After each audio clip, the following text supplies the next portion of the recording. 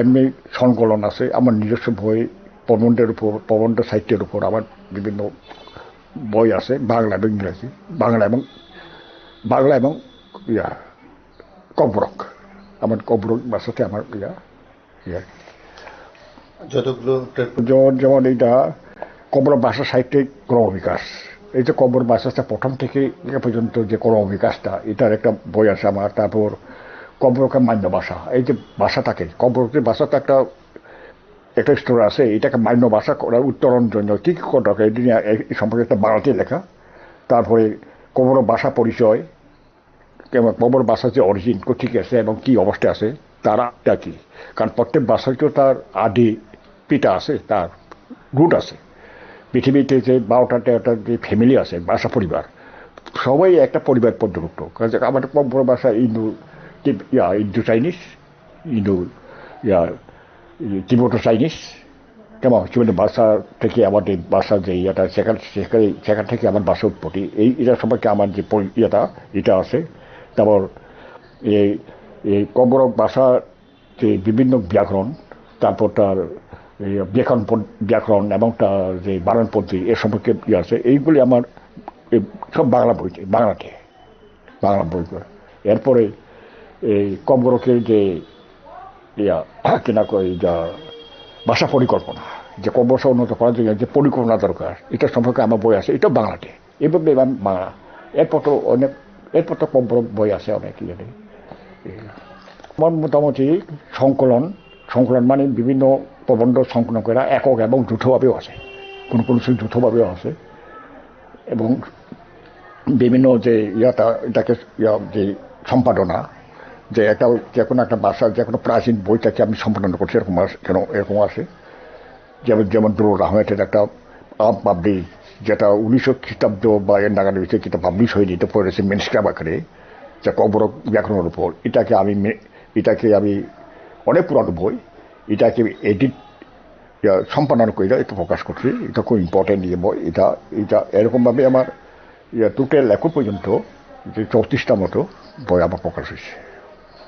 এ পর্যন্ত কতটা পুরস্কার পেয়েছেন আপনি? প্রকাশ হচ্ছে রাজ্য সরকার থেকে পুরস্কার আমার 9টা, রাজ্য সরকার থেকে। কারণ সব এই ভাষা সাহিত্যের আমার যে যে কাজকর্মের উপর, যেমন যেমন শরৎকৃষ্ণ স্মৃতি পুরস্কার, রবীন্দ্র রবীন্দ্র পুরস্কার, রাধামোহন ঠাকুর স্মৃতি পুরস্কার, কেমন, তারপরে 1924 খ্রিস্টাব্দে যে ত্রিপুরা ভূষণ, 2024 সালে, ত্রিপুরা ভূষণ, 2024 সালে না পেয়েছিলেন। ত্রিপুরা ভূষণ, ত্রিপুরা ভূষণ হচ্ছে স্টেট হাইয়েস্ট সিভিল ওয়ার্ড, নাগরিক সবচেয়ে সবচেয়ে উচ্চ নাগরিক পুরস্কার হয়েছে ত্রিপুরা বিভূষণ।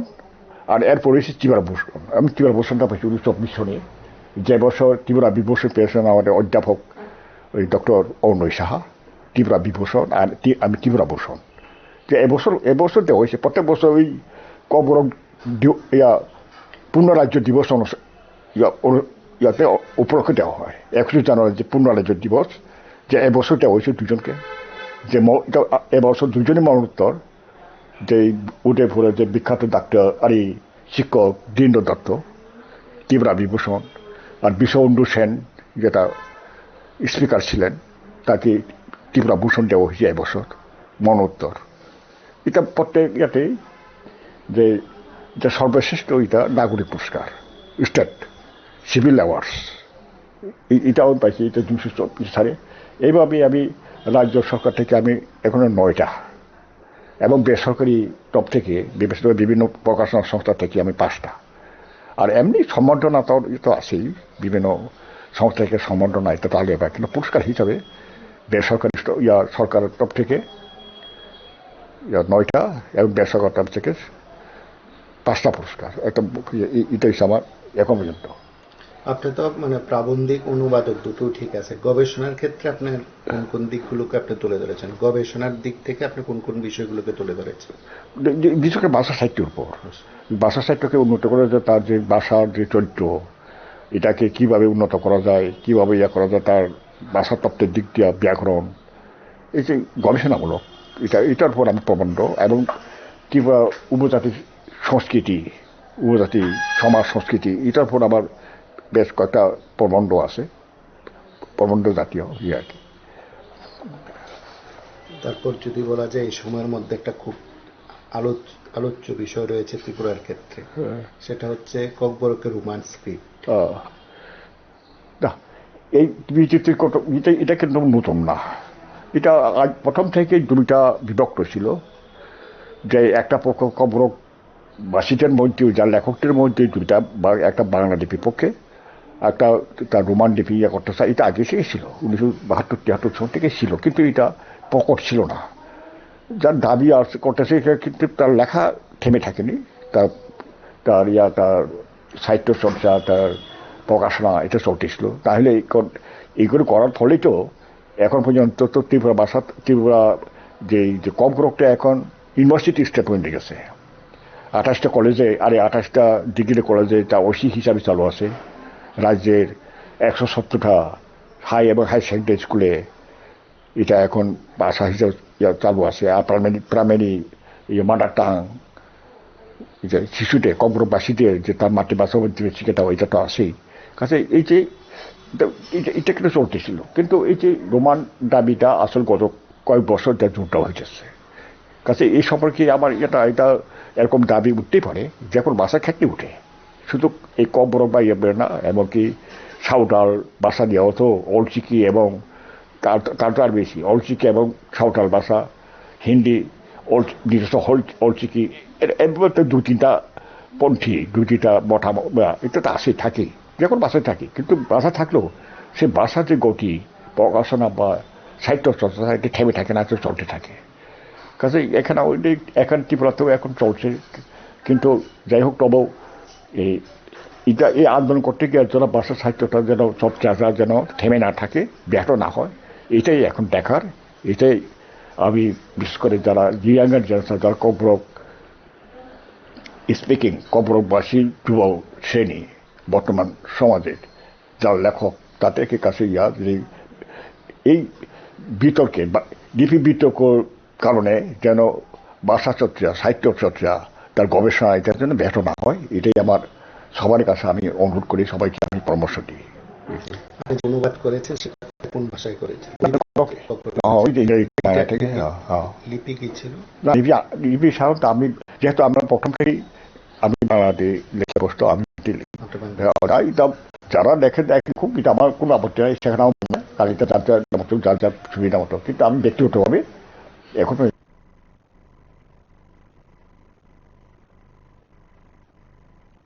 না, এটা তো যেহেতু রাষ্ট্রীয় পুরস্কার, এটাও স্বাভাবিক, একটু মনে তো একটা শান্তি বা একটা স্যাটিসফ্যাকশন তো হওয়া স্বাভাবিক। প্রথমে গতকাল মানে 22শে জানুয়ারি সকাল 9টা কাছাকাছি সময়ই যে কেন্দ্রীয় হোম ডিপার্টমেন্টের একটা মহিলা অফিসার, তিনি ফোন করে জানালেন যে কংগ্রেচুলেশন, আপনি পদ্মশ্রী অ্যাওয়ার্ড সিলেক্টেড। এই খবরটা প্রথম পেলাম আর কি আমি, এই সকাল 9টা। এরপর সারাদিন তো বিভিন্ন বিকাল থেকে তো বিভিন্ন চ্যানেল তো দেখছি, বিভিন্ন চ্যানেলে, বিভিন্ন টিভি চ্যানেলগুলিতে খবর বিভিন্নভাবে এটা তো দেখলাম। সাহিত্য চর্চা আমি সাধারণত 71-72 থেকে প্রথমত আমি মূলত প্রবন্ধ লিখি। প্রবন্ধ আমাদের যে ভাষা, কবরক সাহিত্য এবং আমাদের উপজাতি সমাজ সংস্কৃতি সম্পর্কে বিভিন্ন আর্টিকেল, রচনা বা প্রবন্ধ, এটাই আমার কাজ। আমি আসলে গল্প কবিতা আমি লিখি না। আমি সাধারণত যা বই আছে সব এই প্রবন্ধ এবং ওই কবরক ভাষার উপর, সাহিত্যের উপর আলোচনা আমার বই, বেশিরভাগ বই, এবং অনুবাদও আছে বেশ কয়েকটা। কোন কোন ক্ষেত্রে অনুবাদ করেছেন আপনি?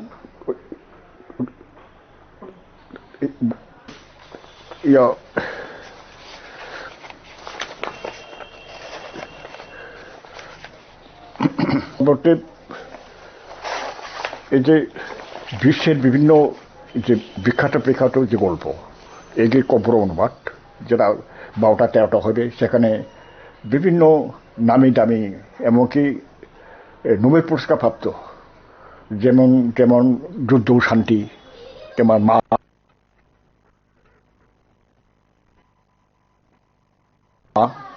যেমন টলস্টয়ের মা যুদ্ধ ও শান্তি, তারপর যুদ্ধ এবং নদী, ইয়া এইগুলো আমার কবরক। আর স্বামী বিবেকানন্দ, যে তারা অনুসারে স্বামী বিবেকানন্দ এবং তার his messages, Swami Vivekananda and his messages, এটাকে বেলুর মঠ, এটাকে আমি অনুবাদ করেছি কব্বরকে, এটা বেলুর মঠ প্রকাশ করছে। তারপর যে বিখ্যাত যে মালয়াম সাহিত্য, যেটা পুরস্কার প্রাপ্ত, যে একাডেমি পুরস্কার প্রাপ্ত যে চিংড়ি, এটাকে আমি কব্বরককে অনুবাদ করছি, এইটাও সব অনুবাদ। তারপর Mahatma Gandhi and his messages,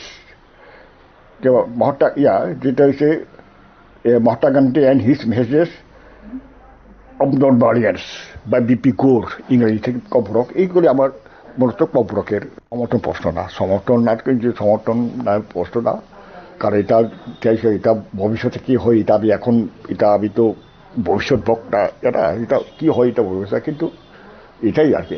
কেমন সবচেয়ে এখন আমাদের কাছে একটা বড় প্রশ্ন হলো যে কেন্দ্র সরকারের একটা নীতি, যে ইংরাজি ইংরাজি লিপি বা রোমান লিপি যদি নেওয়া হয়, তাকে সেই ভাষাকে অষ্টম তফসিলভুক্ত করা হবে না। এই তো অষ্টম তফসিলভুক্ত, এটা সাংঘাতিক ব্যাপার। কিন্তু যে দেশের যে ভাষাগুলোকে সংবিধানে অষ্টম তফসিলভুক্ত করা, এটা তাহলে করবে না। এটা হচ্ছে কেন্দ্র সরকারের, এখন এই সরকার মিলে না, যে কোনো সরকারের একটা কেন্দ্র নীতি, তারা বিদেশি লিপি যে কোনো এটার উপর যদি দেখা হয়, সেই ভাষাকে তারা স্বীকৃতি অষ্টম তফসিলে অন্তর্ভুক্ত করবে না। কিন্তু আমরা কতিপয়বার আমরা চাই যে কব্বরককে যদি সত্যিকারে এটাকে উন্নত করতে চাই, তাহলে অষ্টম তফসিলভুক্ত হওয়া দরকার। অষ্টম তফসিলভুক্ত এখন 22টা অষ্টম তফসিলভুক্ত, 22টা মানে জাতীয় ভাষা হয়ে গেল। অষ্টম তফসিলভুক্ত একটা জাতীয় ভাষা, নট রাষ্ট্রীয় ভাষা। রাষ্ট্রীয় ভাষা কিন্তু একটা থাকে, কেমন যদি হিন্দিকে যে রাষ্ট্র হয়ে গেল, এটা রাষ্ট্রীয় ভাষা। কেমন যদিও এখন পরিষ্কারভাবে এখন হিন্দিকে রাষ্ট্রীয় ভাষা ঘোষণা করা হয়নি, যদি হয় তাই এটা হচ্ছে রাষ্ট্রীয় ভাষা। আর একটা হচ্ছে জাতীয় ভাষা। জাতীয় ভাষা মানে যেটা অষ্টম তফসিলভুক্ত, যখন 22টা 12 বর্ষে। কাজে এই জাতীয় স্তরে জাতীয় ভাষা হিসেবে স্বীকৃত হওয়া, এটা একটা যে কোনো ভাষা ভাষার সাংঘাতিক মর্যাদা, যার ফলে এখন বিভিন্ন থাকে এখন 38টার মতো ভাষা এখন পেন্ডিং আছে কেন্দ্র সরকারের হোম মিনিস্ট্রির কাছে, স্বরাষ্ট্র দপ্তরের কাছে। এখন 38টা আবেদন ভাষার কে অন্তর্ভুক্ত করার জন্য এখন পেন্ডিং আছে। আমাদের কব্বরক একজন দাবিদার, অনেকদিন যাবত আমরা দাবি করতে, কিন্তু কেন্দ্র সরকার দিতেছে না। এবং তারা একটা নীতি যে যদি বিদেশি লিপি যদি নেওয়া হয় বা রোমান লিপি যদি নেওয়া হয়, সেই ভাষাকে স্বীকৃতি দেওয়া হবে না। এটা হচ্ছে দাঁড়িয়ে কাজে। কিন্তু যদি অষ্টম তফসিলভুক্ত যদি করতে হয়, তাকে আমার রোমান বাদ দিয়া অন্য একটা ভাষার বাংলা বা দেবনাগরী যে কোনো একটা নিতে হবে, এই আর কি। আমরা চাই যে ভাষাকে কব্বরক ভাষাকে যদি সত্যিকার উন্নত করতে চায়, তাহলে কিন্তু অষ্টম তফসিল হওয়া উচিত, অনস্বীকার্য অবশ্যই এটা হওয়া উচিত, যদি এটাকে উন্নত স্তর নিয়ে যাচ্ছে চায়। এই হচ্ছে আমাদের বক্তব্য আর কি। ভবিষ্যতে কি হয় তা বলা যায় না, কিন্তু আমি এই সময় এই জন্যই এখন দুইটা গ্রুপ আছে কবর রেকর্ডের মধ্যে, রোমান এবং বাংলা দুইটা আছে। কাজে এটা ভবিষ্যতে কি হয়, এটা ভবিষ্যতের ব্যাপার। এই বিষয়ে কিন্তু আপনি চান যে ককবরক ভাষা সংবিধানের অষ্টম তফসিল অন্তর্ভুক্ত হোক, জাতীয় ভাষা হিসাবে স্বীকৃতি পাক। হ্যাঁ, এটা আমি চাই। আমি না, আমার আরো কয়েকজন আছে যে এটাকে ভাষা কিন্তু কবরকের তো এখন রাজ্যের একটা সরকারি ভাষা, অফিসিয়াল ল্যাঙ্গুয়েজ কেবল এটাও 1979 থেকে 19 জানুয়ারি এটা হয়েছে, স্বীকৃতি দেওয়া হয়েছে। কাজে এখন 47 বছর। কিন্তু সরকারি ভাষা মানে এটা কিন্তু তার স্ট্যাটাসের সমান, বাংলা এবং কম্পরও কিন্তু দুইটাই রাজ্যের ভাষা, যেহেতু এটা অফিসিয়াল সরকারি ভাষা, এটাকে দুইটাই কিন্তু সমান মর্যাদা। সমান মর্যাদা হইল কম্পর কিন্তু এখন বাংলা ভাষা থেকে, বাংলা সাহিত্য সম্ভার যা তার যে এটা থেকে আমাদের কম্পর ভাষাটা অনেক পেছনে, অনেক পেছনে এখন পড়ে আছে। কিন্তু মর্যাদা সমান রাজ্যের ভাষা হিসাবে, এটা রাজ্যের ভাষা। কম্পর কিন্তু রাজ্যের ভাষা, নট অনলি ট্রাইবেলদের ভাষা নয়, এটা রাজ্যের ভাষা, যেহেতু রাজ্যের সরকারি ভাষা। বাংলা যেমন মর্যাদাপূর্ণ এই রাজ্যে কম্পরটাই হিসাবে। কিন্তু তবু এই যে ভাষার যে সাহিত্য সম্ভার, তার যে সাহিত্য যে সৃষ্টির যে সম্ভার, এটা থেকে অনেক পেছনে আছে। কাজে সত্যিকারের যদি ভাষাটাকে যদি উন্নত করতে চায়, তাহলে সরকারি পৃষ্ঠপোষকতা ছাড়া এটা অসম্ভব। যে কোনো ভাষা ক্ষেত্রেই চাই সরকারের পৃষ্ঠপোষকতা ছাড়া, বিশেষ করে কম্পরকের মতো যারা উন্নয়নশীল, যারা ডেভেলপিং, নট ডেভেলপ, উন্নয়নশীল যে ভাষাগুলো, এটাকে যদি উন্নত করতে হয়, তাইলে সরকারি পৃষ্ঠপোষকতা অবশ্যই বাঞ্ছনীয়, এটা কোন ভুল নাই। এই জন্য আমরা চাই যে কম্পরকও অষ্টম তফসিলভুক্ত হোক, এই আমাদের বক্তব্য। যেহেতু কেন্দ্র সরকার, এটা রাষ্ট্রীয় পুরস্কার, কেন্দ্র সরকারকে জানাবই সে সবাই। এবং শুধু তাই না, শুধু আমার ব্যক্তিগত পুরস্কার ব্যবহার করি না, যারা আমার এই লেখাজোখার সঙ্গে যারা যুক্ত, আমার বন্ধু বান্ধব যারা আমার সহযোগ হয়েছে, এবং যারা আমার প্রকাশক, বই যারা প্রকাশ করছে, আমি তো বই প্রকাশ করতে পারবো না, বই প্রকাশ করার যে তার প্রকাশক চাই, এটা সাংঘাতিক ব্যাপার। কাজে এই প্রকাশক যারা, আমার যে প্রকাশক, আমার যে বই প্রকাশ করলো, তারাও অবদান অনস্বীকার্য। তার বাদ দিয়ে আমি দেখলাম কিন্তু বই প্রকাশ করতে পারো না, কিন্তু লাভ নাই। কাজে আমার বইকে প্রকাশ করতেছে এবং প্রকাশ করে এটা জ্ঞান দিয়েছে, এটা তো সাংঘাতিক ব্যাপার। এবং যারা বন্ধু বান্ধব, যারা পৃষ্ঠপোষক, যারা আমাকে পছন্দ করে, তারা এই যে উৎসাহ, বইয়ের লেখা বা বিষয়ের উপর, এই বিষয় কেউ আমাকে পরামর্শ দেয়, এই বিষয়ের উপর লেখলে ভালো হয়, এই যে ব্যাপার, এই যে সারাউন্ডিংস, এই যে পারিপার্শ্বিক, কাজে তার কাছেও তার কাছে আমি কৃতজ্ঞ, তারও অবদান আছে।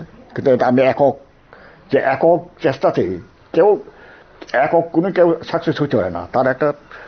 তার সঙ্গী সাথী, তার পৃষ্ঠপোষকতা, তার সহযোগিতা অবশ্যই দরকার। যে কোনো ব্যক্তির এককভাবে কেউ এগিয়ে যেতে পারে না, তার সহযোগিতা দরকারই। কাছে আমার তাই রাজ্য সরকার, এই রাজ্য সরকার যাদেরকে মাঝে মধ্যে যে বর্তমান সরকার না, আগের সরকার থাকে আমাকে একটা পর একটা যে এখন পর্যন্ত যে 9টা পুরস্কার দিল, তাই এই রাজ্য সরকারের কাছেও আমি কৃতজ্ঞ। কারণ তারা আমার যে কাজে স্বীকৃতি দিয়েছে, এটা তো আমি ব্যক্তিগত আমি ইন্সপায়ার, যাই হোক বোল্ডনেস, আমি স্বীকৃতি পাচ্ছি। এই যে বিষয়টা, এটা তো তাহলে রাজ্য সরকারও ধন্যবাদ যোগ্য, রাজ্য সরকার কাছেও আমি কৃতজ্ঞ।